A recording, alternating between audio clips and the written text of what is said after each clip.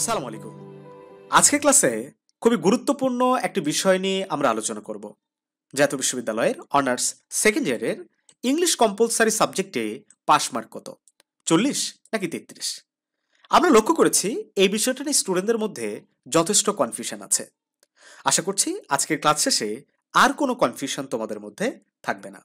সে সাথে তোমরা জানো ইংলিশ কম্পালসারি সাবজেক্টে ফেল করার হার তুলনামূলক একটু বেশি।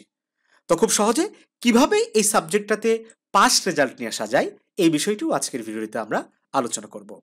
ইতোমধ্যে জানোভিডিও honours second year mobile application play স্টোরে লাইভ হয়েছে। তোমরা যারা এখনো পর্যন্ত ইনস্টল করোনি তারা অবশ্যই ইনস্টল করে নিতে পারো। ভিডিও ডেসক্রিপশন বক্সে এবং প্রথম কমেন্টে এই অ্যাপের লিংক দেওয়া আছে। শিক্ষার্থী বন্ধুরা, তোমরা দেখতে পাচ্ছ এখানে অনার্স সেকেন্ড ইয়ারের একটা ডিপার্টমেন্টের সিলেবাস দেওয়া আছে।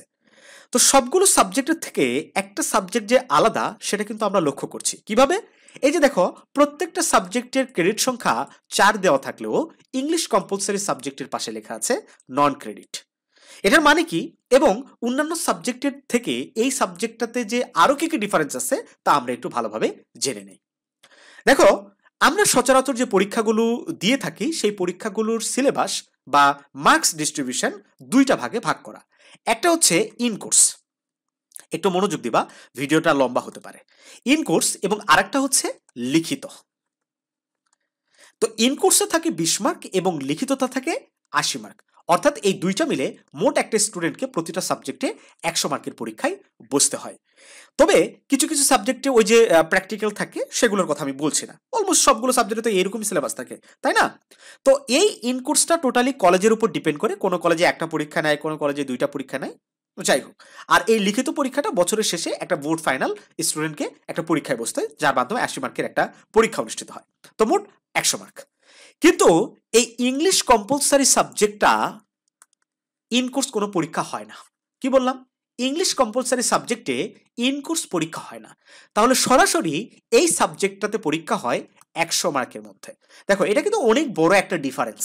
হ্যাঁ, যেখানে অন্যান্য সাবজেক্টে অনায়াসে ইন কোর্স পরীক্ষা দেই বা না দেই, আমি সব কলেজের কথা বলছি না, বিশেষ করে যদি এই যে গ্রাম্য অঞ্চলে যে কলেজগুলা কিংবা ছোট শহরের কলেজগুলোর কথা যদি বলি আমি, সেখানে ইনকোর্স পরীক্ষা অধিকাংশ স্টুডেন্ট দেয় না।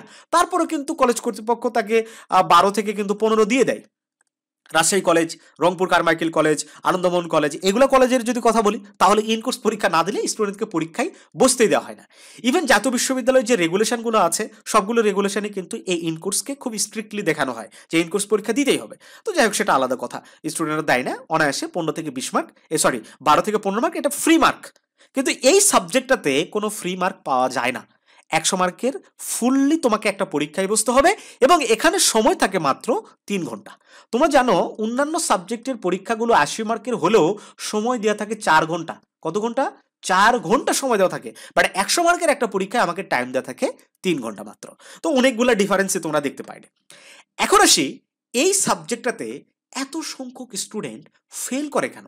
তো ফেল করার একটা কারণ, মেজর কারণ হচ্ছে ইনকোর্স মার্ক থাকে না। টোটাল 100 মার্কের মধ্যে পরীক্ষা অনুষ্ঠিত হয়। আরেকটা কারণ হচ্ছে গ্রামার না শিখা। যদিও আজকের ভিডিওর টপিক এটা না, আমরা কিন্তু এটা আলোচনা করতে আসি নাই যে ফেল কেন করে। জাস্ট একটু বেসিকভাবে ধারণা দিচ্ছি আমি যে গ্রামার আমরা স্টুডেন্টরা পড়তে চাই না। আমরা সবসময় ফোকাস করি রাইটিং পার্টে, ঠিক আছে? তো রাইটিং পার্টে মার্কস থেকে মোটামুটি 50, আর হচ্ছে রাইটিং পার্টে মানে মার্কস থাকে 60, আর গ্রামার পার্টে থাকে 40। তো আমরা এই 60 মার্কেটকে টার্গেট করি এবং এটা সাজেশন থেকে 100% কমন হয়। ফলে আমরা এই গ্রামার পার্টটাকে অত গুরুত্ব দিই না, গ্রামার পার্ট পড়তে চাই না। আর পড়লেও আমরা ইউটিউব দেখে দু একটা গ্রামারের শর্টকাট নিয়ম খোঁজার চেষ্টা করি। এইটাই হচ্ছে আমাদের সবচেয়ে বড় প্রবলেম। আমাদের এই সাবজেক্টটার সিক্রেট হচ্ছে এই 40 মার্কে। আমার কথা একটু মনোযোগ দিবা। আমি শারীরিকভাবে অসুস্থ, যার কারণে হয়তো আমার কথা একটু এলোমেলো হয়ে যাচ্ছে, আমি নিজেও বুঝতে পারছি। তবে মনোযোগ দিলে বুঝতে পারবা, এইটা কোনো সমস্যা না। দেখো, এই 40 মার্কস হচ্ছে কি গ্রামারের মার্ক। আমরা মেইনলি সব স্টুডেন্টরা পড়ে থাকি এই 60 মার্কটা নিয়ে, রাইটিং পার্ট। যেহেতু আমরা যদি কোনো সাজেশন ফলো করে থাকি 100% সাজেশন থেকে কমন হয়, 100% কমন হয়। যদি 3টা প্যারাগ্রাফ পড়া হয় একটা প্যারাগ্রাফ কমন, 3টা এসে পড়া হয় একটা এসে কমন। কিন্তু এই 40 মার্কটা আমরা সাজেশন থেকে কমন পাবো না। এই 40 মার্কটা আমাদের শিখতে হবে। এই 40 মার্কটা আমাকে বুঝে বুঝে পড়তে হবে। কিন্তু আমরা কেউই এটা বুঝে বুঝে পড়তে চাই না। আমরা এই 60 মার্কের পিছনে ছুটি। কিন্তু সিক্রেট হচ্ছে যে স্টুডেন্ট এই 40 মার্কের ভালো অ্যান্সার করবে সে ভালো করবে, আর যে খারাপ করবে তার রেজাল্ট খারাপ। এইটা কোনো ফ্যাক্টই করে না। আমার মতে রাইটিং পার্টের কোনো ভ্যালু নাই। কি বললাম? আমার মতে রাইটিং পার্টের কোনো ভ্যালু নাই। টিচাররা দেখে গ্রামার পার্ট। একটা স্টুডেন্ট যদি গ্রামার পার্টে ভালো করে তাকে ভালো মার্কস দিয়ে দেয়, ঠিক আছে? গ্রামার পার্টে খারাপ করলে তুমি রাইটিং পার্ট হুবহু ছাপাই দিয়ে আসো, তোমাকে মার্কস তেমন দিবে না, তুমি ফেল হবা নিশ্চিত। সো তোমার সতর্কতা অবলম্বন করতে হবে, এই গ্রামার পার্টটা শিখতে হবে। যাই হোক, আমরা আলোচনা মেন টপিকে ফিরে যাই যে পাস মার্ক 33 নাকি 40। তো এই যে অন্যান্য সাবজেক্টের থেকে এটা ডিফারেন্স, এটা তো তুমি বুঝতে পারলে, তাই না? এখানে দেখো ইংলিশ কম্পালসারি বলা আছে কত মার্কের মধ্যে পরীক্ষা, মোট 100 মার্কের মধ্যে পরীক্ষা।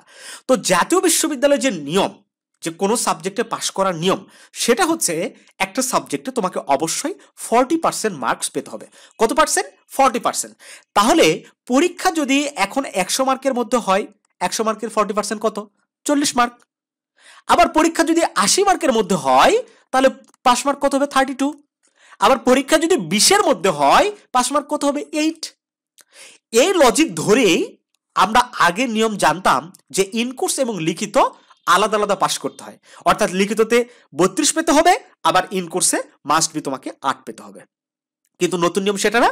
নতুন নিয়ম হচ্ছে দুইটা মিলে যদি তুমি 40 পাও তাহলে পাস। ইনকোর্স এবং লিখিত আলাদাভাবে পাস করার কোনো প্রয়োজন নেই।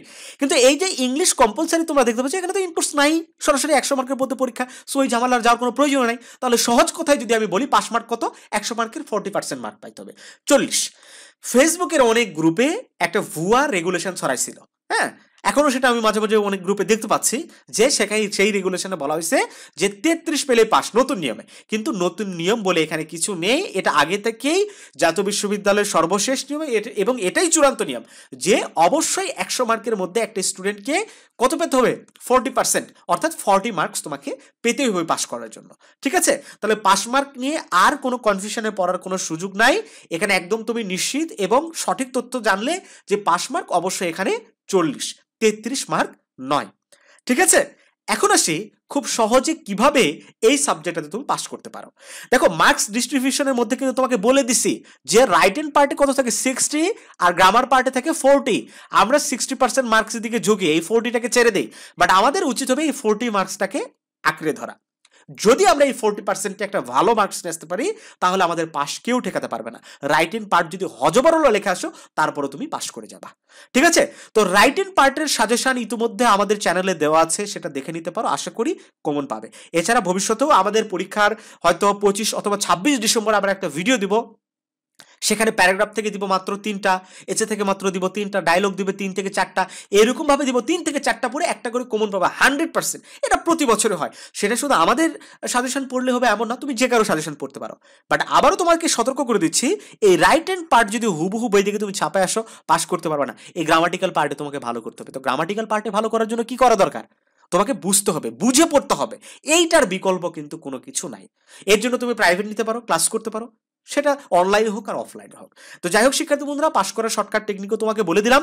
আমাদের এই যে শেষ সময় একটা ব্যাচ চলতেছে, সাজেশন ব্যাচ, ইংলিশ কম্পালসারি সহ সবগুলো সাবজেক্টের তোমরা সাজেশন পাবে, সাথে এই ইংলিশ কম্পালসারি সাবজেক্টের প্রত্যেকটা টপিকের রেকর্ডেড ক্লাস পাবে এই কোর্সে, ঠিক আছে? এবং সকল বিষয়ে একটা করে মডেল টেস্ট দেওয়ার সুযোগও তুমি পাবে। তো এই কোর্সটাতে তুমি ভর্তি হতে পারো। আগামী আমরা একেবারে 10 ডিসেম্বর পর্যন্ত ভর্তি নিব, এবং শুধু ক্লাসগুলো নেওয়ার জন্য তুমি পরীক্ষার একদিন আগেও তোমরা জয়েন করতে পারো। কোর্স ফি একদমই আমরা সীমিত রাখবো। আশা করছি এই কোর্সটার মাধ্যমে তুমি উপকৃত হতে পারবে।